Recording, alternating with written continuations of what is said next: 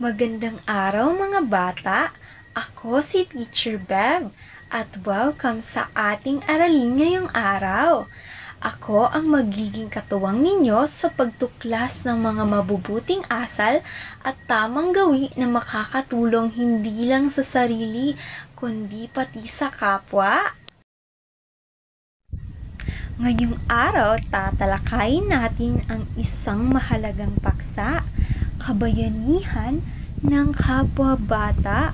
Pero teka, naranasan mo na bang tulungan ka ng iyong kaklase sa isang bagay na nahihirapan ka?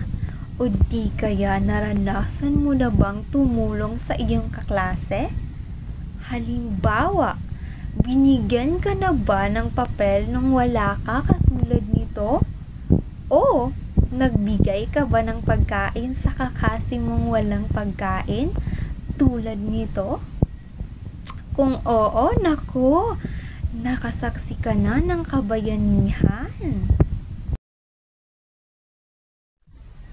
Bago tayo dumako, gusto kong malaman muna ninyo kung ano ang ating mga alituntunin sa aralin na ito.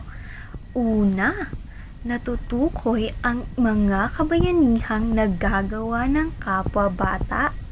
Pangalawa, na isasagawa natin ang mga ganitong kabutihang asal. At pangatlo, na ipapaliwanag natin kung bakit mahalaga ang kabayanihan sa isa't isa. Nakuha niyo ba mga bata? Ang kabayanihan ay hindi lang para sa matatapang na sundalo o bayani sa kasaysayan. Ito ay maaari ring gawin ng mga bata kahit sa simpleng paraan. At sa panahon ngayon, ang pagkakaroon ng malasakit sa kapwa ay napakahalaga. Kaya tara, tuklasin pa natin ang mga bagay-bagay tungkol sa ating aralin. Ang kabayanihan ay nangangahulugang paggawa ng mabuti sa iba kahit na walang kapalit. Kahit ang isang bata ay tumulong sa kanyang kapwa-bata tulad ng pagtulong sa nahulog na gamit tulad nito, o pagbibigay ng tubig, o pagdamay sa malungkot, ito ay tinatawag na kabayanihan ng kapwa-bata.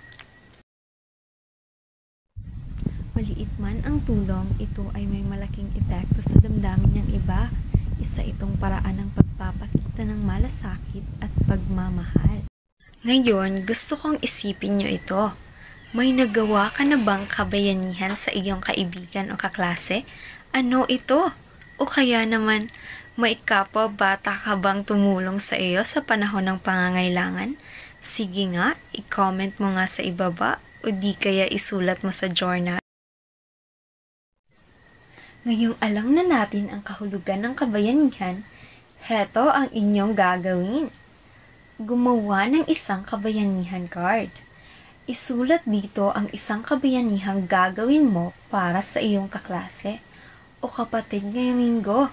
Halimbawa, tutulungan ko si Ana sa kanyang assignment. O kaya, ipapahiram ko ang aking lapis kay Jan. Sige nga mga bata.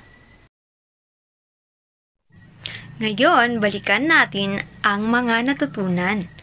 Una, ang kabayanihan ay maaaring gawin kahit ikaw ay bata.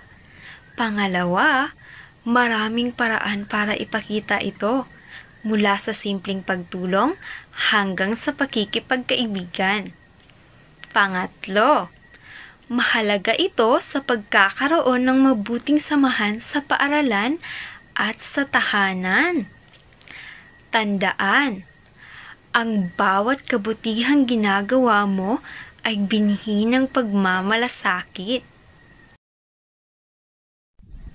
Simula ngayong araw, hamon ko sa inyo, gumawa ng isang kabayanihan araw-araw.